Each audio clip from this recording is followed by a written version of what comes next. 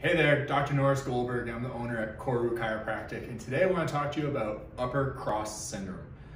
Oftentimes we find this is an issue with poor posture. A lot of ladies talk about having, a buffalo hump or just that downward hump, the rounding of their shoulders, the head really comes forward. You'll notice people kind of walk with their arms turned in like this. And a lot of times you're gonna have a lot of tightness and stiffness in the neck, and typically you're gonna experience back problems as well. But today I'm gonna show you some stretches, some exercises, things to do to actually try to fix this yourself at home. So with upper cross syndrome, typically we talk about having a cross like this and that. And what it means is just the muscles that are opposite each other are counteracting or counterbalancing each other. So there's some muscles that are too tight and too stiff, and then there's other muscles that are too weak or underactive, okay? So typically what we find is with upper cross syndrome, your traps, your levators, they're gonna be really tight, okay? So right through this area, that's where most people feel a lot of that tension and pain. But also on the front, on the bottom half of that forward cross, is the pecs are gonna be really tight. And also your SCM, which is that big muscle that comes down the neck and inserts into your collarbone right here.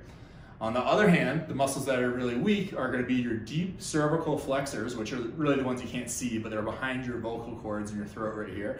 So these muscles, but then also your rhomboids and your lower traps, which are right through this area and come all the way down to here. So we've got to focus on first inhibiting the overactive muscles. Really, a lot of people have their own unique kind of complications or compensations to what's going on. So really getting evaluated by a chiropractor or a physical therapist is the best way to see exactly which muscle groups to be focusing on. Today, I'm really just gonna focus on all of them. All right, guys, so the first tool I'm gonna get you to use is what's called a Theracane. You can get these really affordably at like Walmart or Amazon, but there's also another tool that's pretty much free, is an old tennis ball or a lacrosse ball. I got this at Play It Again Sports for $1. Step one is inhibiting or deactivating the overactive muscles. So this is called a Theracane, kind of looks like a funky candy cane here. So what you're gonna wanna do is you use this cane to get leverage and really put in these little trigger points into the muscles that are too tight and overactive. So what I'm doing here is I'm actually getting this into these knots in my upper shoulders here, my back, and even with a slippery shirt, it's still working really well because what I'm just doing is moving around. You can stop if it's really tender and just take some nice big deep breaths in and out. And then once it doesn't really bother you anymore, you just want to move it just a little bit. So in that instance there, I moved it about ½ an inch, right? But it hit a whole totally new spot. And so you kind of want to work around that area until you just don't feel as much tenderness anymore, right? So you're going to want to work up around the top of the shoulder blade right here and across this top half right here, okay? You can also get up into the side of the neck a little bit more. And in this case, what I do is I hold the Theracane almost across my body like this, but now you can see I'm leveraging it closer to the spine. And then just by moving my arms around here, I'm getting a nice little massage on those muscles. If you don't have a Theracane, you can use a ball like this. A lacrosse ball is best because it's firm. It's a little rubbery, so it sticks to the wall a little bit better, but a tennis ball works as well. So what you want to do with this one is you lean up against the wall, and you kind of like a bear on a tree, you're going to scratch these spots right around the shoulder blade. So if the shoulder blade, my left shoulder blade that I'm working on right now is kind of like a triangle, I want to work around that upper inside corner here and really turn this muscle off because it's overactive, it's too tight, it's under stress every single day because your head is constantly in this forward position. So those are the muscles that are grabbing on and stretching too much. Okay guys, step two. So now that you've inhibited the overactive muscles up here in the traps, your levator scapula and your SCM here, now it's time to actually lengthen and stretch those muscles out. Because again, they've just been turned off. Now we really need to get them to move a little bit better as well, okay? So the simple stretch for the trap muscle is standing nice and straight, shin back slightly, and then drop the ear to the side. What you can do is put a little bit of stretch into it by using the weight of your hand to just gently pull down. You'll feel that stretch all the way from behind your ear all the way to the shoulder tip right here, okay? The other way I recommend doing this is in a seated position. All right, so doing this stretch seated can be even more beneficial because you can actually leverage your body in a better position.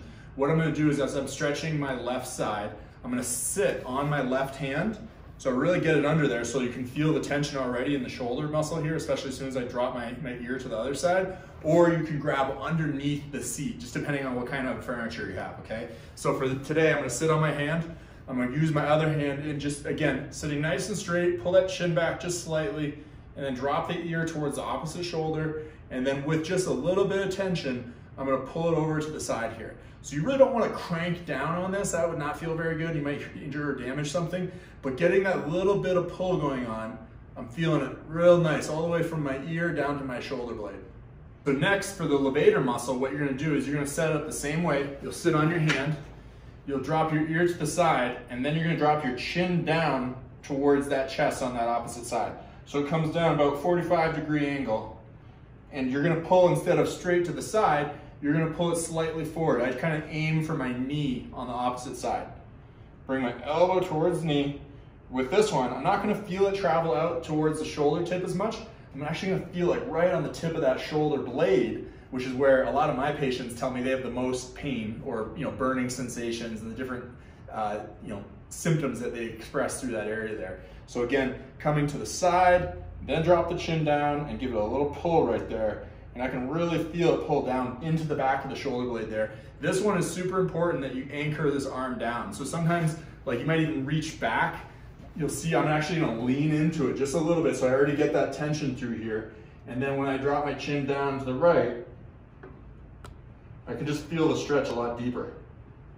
Okay, so for all of these stretches, you're gonna do it for 30 seconds each side. So the third stretch that we're gonna do for these overactive muscles is stretching your SCM, which is that big, meaty muscle. When you put your head back, you'll see it goes all the way from the back of your ear here down to the front of the neck. And to stretch this one, it's really almost the same exact setup. You're gonna sit on your hand, you're gonna drop your ear to the right, but this time, instead of going down, you're gonna go back. Okay, now this one, I really don't use my hand. I just use the weight of my head to traction back. And what I can feel is a nice, deep stretch coming all the way down my neck into my clavicle here. All right, guys, if you liked today's video, give me a thumbs up. Make sure you subscribe to my channel so you get the next video I produce. And comment if you like something in the video or you have some questions, and I'll try to get back to you.